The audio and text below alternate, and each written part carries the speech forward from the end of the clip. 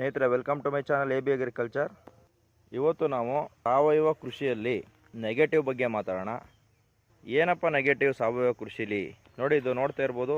ನಾನು ಕಳೆದ ಒಂದು ವರ್ಷದಿಂದ ಈ ತೋಟನ ಸಾವಯವವಾಗಿ ಕನ್ವರ್ಟ್ ಮಾಡಬೇಕು ಅಂದ್ಬಿಟ್ಟು ಪ್ರಯತ್ನ ಪಡ್ತಾ ಇದ್ದೀನಿ. ಆದರೆ ನಾನು ನಿರೀಕ್ಷಿಸಿದಂಗೆ ಇದು ಆಯ್ತಾ ಇಲ್ಲ. ಏನಕ್ಕಪ್ಪ ಅಂತ ನೀವು ಗಮನಿಸೋದಾದರೆ, ಸಾವಯವ ತೋಟ ಮಾಡಬೇಕಾದ್ರೆ ತುಂಬ ಸಮಯ ತಗೊಳುತ್ತೆ. ಮೊದಲನೇ ನೆಗೆಟಿವ್ ಏನಂದರೆ, ತುಂಬ ಸಮಯ ತಗೊಳುತ್ತೆ ಸಾವಯವ ತೋಟ. ಏನಕ್ಕೆ ಅಂತ ಹೇಳ್ತೀನಿ ನೋಡಿ ನಿಮಗೆ. ಈ ಬಾಳೆ ಇದೆಯಲ್ಲ, ಆಲೆ ಒಂದು 7-8 ತಿಂಗಳು ಬಾಳೆ ಸ್ನೇಹಿತರೆ. ಇದೇ ಬಾಳೆ ನಾನು ಸಸಿ ತಂದಾಗ ನಮ್ಮ ಸ್ನೇಹಿತರಿಗೊಂದು ಗಿಫ್ಟ್ ಕೊಟ್ಟಿದ್ದೆ. ಆ ಬಾಳೆ ಎಷ್ಟು ದೊಡ್ಡದಾಗಿದೆ ಅಂದರೆ ನೀವು ನಂಬಲ್ಲ, ಇದು 2ರಷ್ಟಿದೆ. ಮತ್ತು ನೋಡಿ, ಎಲ್ಲ ತೋಟ ಸಾವಯವ ತೋಟದಲ್ಲಿ ಮೊದಲನೇ ನೆಗೆಟಿವ್ ಏನಂದರೆ ಗ್ರೋತು ತುಂಬ ಲೇಟ್ ಆಗುತ್ತೆ. ಮತ್ತು ಎರಡನೇ ನೆಗೆಟಿವ್ ಏನಂದರೆ, ನೋಡಿ ಈ ಗಿಡ ಮತ್ತು ಈ ಗಿಡ ನೋಡಿ, ನೀವು ಬಾಳೆ ಗಮನಿಸಿ, ಬೇರೆದು ತೋರಿಸ್ತೀನಿ. ಎಲ್ಲ ಒಂದು ಸಮ ಬರಲ್ಲ. ಒಂದು ಗಿಡ ಚೆನ್ನಾಗಿ ಬರುತ್ತೆ ನೋಡಿ, ಅದ್ರ ಜೊತೆಗೆ ನೆಟ್ಟಿರ್ತಕ್ಕಂಥ ಗಿಡ ಇನ್ನೂ ಅಲ್ಲೇ ಇದೆ ನೋಡಿ. ಅದ್ರ ಪಕ್ಕದ ಗಿಡ ಚೆನ್ನಾಗಿ ಬರ್ತಾಯಿದೆ, ಅದರಿಂದ ಪಕ್ಕದ ನೋಡಿ ಇನ್ನೂ ಸ್ವಲ್ಪ ಇದು ಚೆನ್ನಾಗಿದೆ.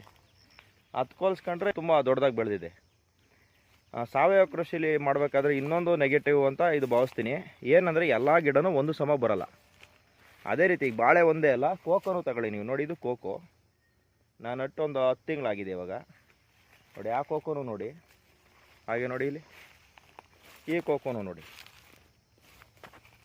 ಗ್ರೋತು ಒಂದು ಸಮ ಬರಲ್ಲ. ಗ್ರೋತ್ ಒಂದು ಸಮ ಇಲ್ಲದೆ ಇರೋ ಕಾರಣ ಗಿಡ ಮೇಲೆ ಕೆಳಗೆ ಆಗ್ತಾ ಇರುತ್ತೆ. ಈ ಪಪ್ಪಾಯನೂ ತಗೊಳ್ಳಿ ನೋಡಿ, ಇಲ್ಲಿ ಪಪ್ಪಾಯ ಹಿಂಗೆ ಚೆನ್ನಾಗಿದೆ. ಅದೇ ರೀತಿ ನೋಡಿ, ಇಲ್ಲಿ ನೋಡಿ, ಇನ್ನೂ ಈಗ ಚಿಕ್ಕದಾಗಿದೆ ಅದು. ಈ ರೀತಿ ಗ್ರೋತಲ್ಲಿ ಎಲ್ಲ ಗಿಡ ಒಂದು ಸಮ ಬರಲ್ಲ. ಮತ್ತು ಏನಾಗುತ್ತೆ, ವೇರಿಯೇಷನ್ ಬರುತ್ತೆ. ಒಂದೇ ಸಲ ಫಸಲು ಬರೋದಾಗಲಿ ಆ ಥರ ಬರಲ್ಲ. ಬಾಳೆ ಆಗಲಿ, ನೀವು ಯಾವುದೇ ಬೆಳೆ ಮಾಡಿ ಒಂದು ಸಮ ಇರಲ್ಲ ಸಾವಯವ ತೋಟ. ಅದು ಎರಡನೇ ನೆಗೆಟಿವ್ ಅಂತ ಹೇಳ್ತೀನಿ. ಮತ್ತು ಮೂರನೇ ನೆಗೆಟಿವ್ ಪಾಯಿಂಟ್ ಏನಪ್ಪ ಅಂದರೆ, ನೀವು ಇದಕ್ಕೀಗ ಕಳೆ ನೋಡಿ, ಇದು ನಾನು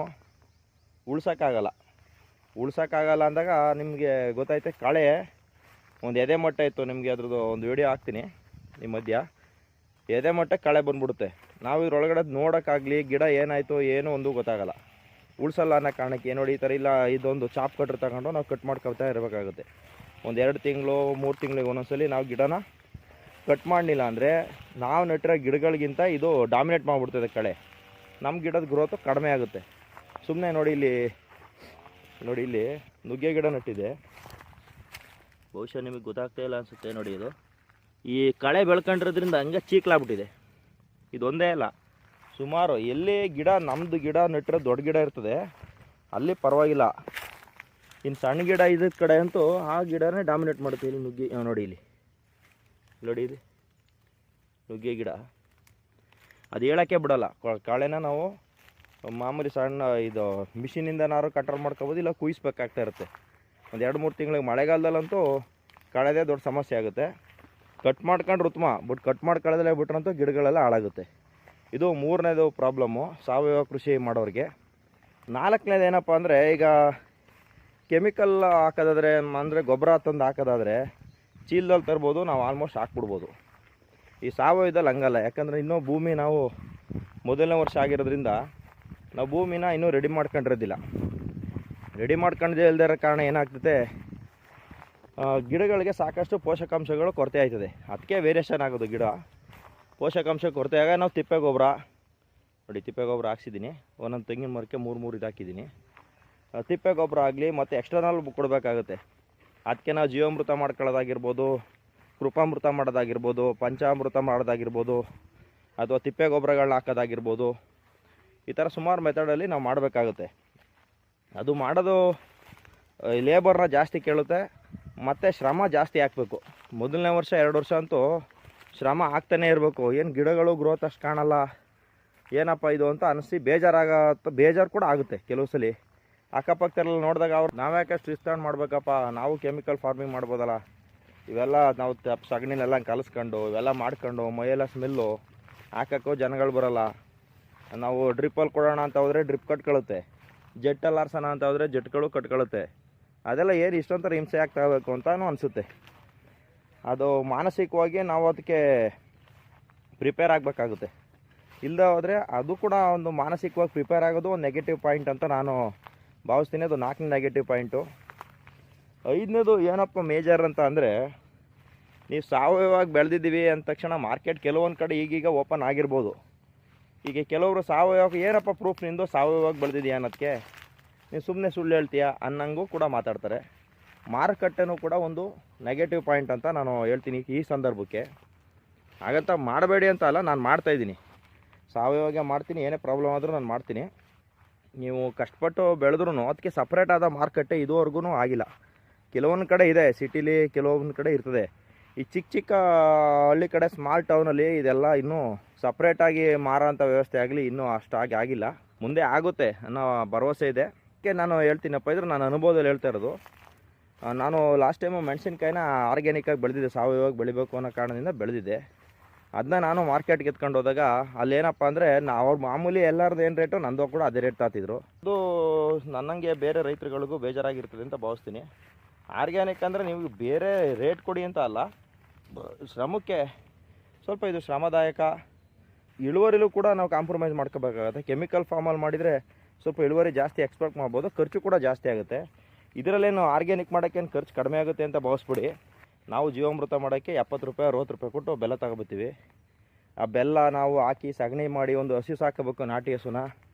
ಅದು ಹಾಲು ಕೊಡೋಲ್ಲ ಆದ್ರೂ ಕೂಡ ನಾವು ನಾಟಿ ಹಸು ಸಾಕಿ ಇದೆಲ್ಲ ಮಾಡಿ ಅದು ಜೀವಾಮೃತ ಮಾಡಿ ಗಿಡಗಳಿಗೆ ಹಾಕಿ ಎಲ್ಲ ಸಾಕಷ್ಟು ಕೆಲಸ ಹಿಡಿತದೆ. ಅದಕ್ಕೆ ಲೇಬರ್ ಆಗಿರ್ಬೋದು, ಕಟಿಂಗ್ ಮಾಡೋಕ್ಕೆ, ಕಳೆ ಕಟಿಂಗ್ ಮಾಡೋಕ್ಕಾಗಲಿ ಎಲ್ಲದಕ್ಕೂ ಅಷ್ಟೇ ಖರ್ಚು ಬರುತ್ತೆ. ನೀವು ಆರ್ಗ್ಯಾನಿಕ್ಕಾಗಿ ಏನು ಮಾಡ್ತೀರಾ ಅಷ್ಟೇ ಸಮಾನಾಂತರವಾಗಿ ಸ್ವಲ್ಪ ಕಡಿಮೆ ಆಗ್ಬೋದು, ಬಿಟ್ರೆ ಖರ್ಚಿಲ್ಲ ಅಂತ ಏನು ಹೇಳೋಕ್ಕಾಗಲ್ಲ.